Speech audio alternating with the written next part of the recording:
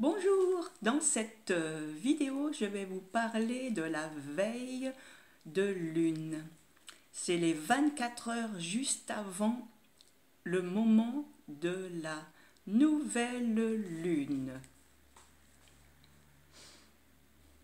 C'est la nuit de l'âme. C'est la nuit sans lune. C'est important de garder des pensées positives, de se protéger par des rituels de prière, des mantras, d'éviter les critiques que l'on peut se faire à soi-même.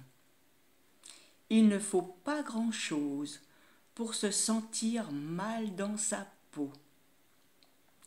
Prenez soin de vous par une musique relaxante.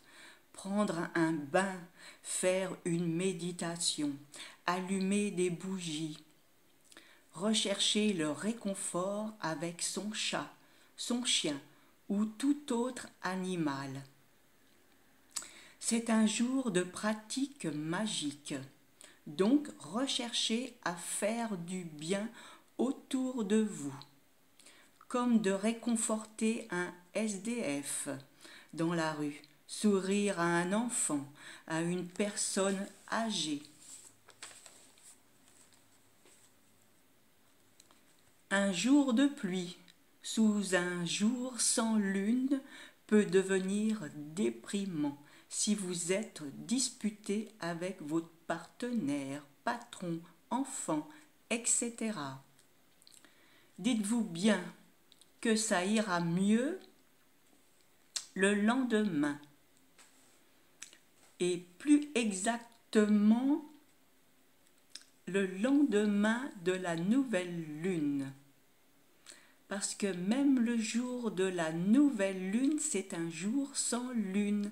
Donc il faut encore attendre quelques heures avant d'en ressentir les effets. Si vous n'êtes pas bien, évitez de tirer les cartes, car vous attirerez des cartes négatives, ou alors demandez un message qui vous aide à voir plus clair en vous, et vous allez voir que vous allez recevoir une réponse sous n'importe quelle forme. C'est un moment de lâcher prise, de retour à la source, retour vers soi, s'abandonner à son âme, développer une joie intérieure, dialoguer avec son ange, lui confier non pas ses tourments, mais son ouverture du cœur, sourire à la vie. Se protéger des ondes nocives, car elles seront bien présentes ce jour de sans lune. Surveillez vos pensées, car il suffira de pas grand-chose pour basculer de l'autre côté et être frappé vers ces parts d'ombre.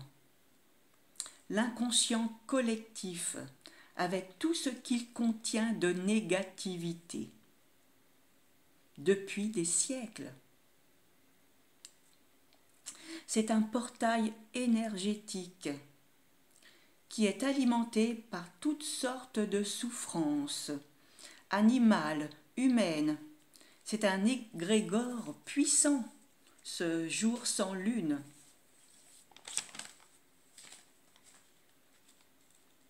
Il faut en prendre conscience.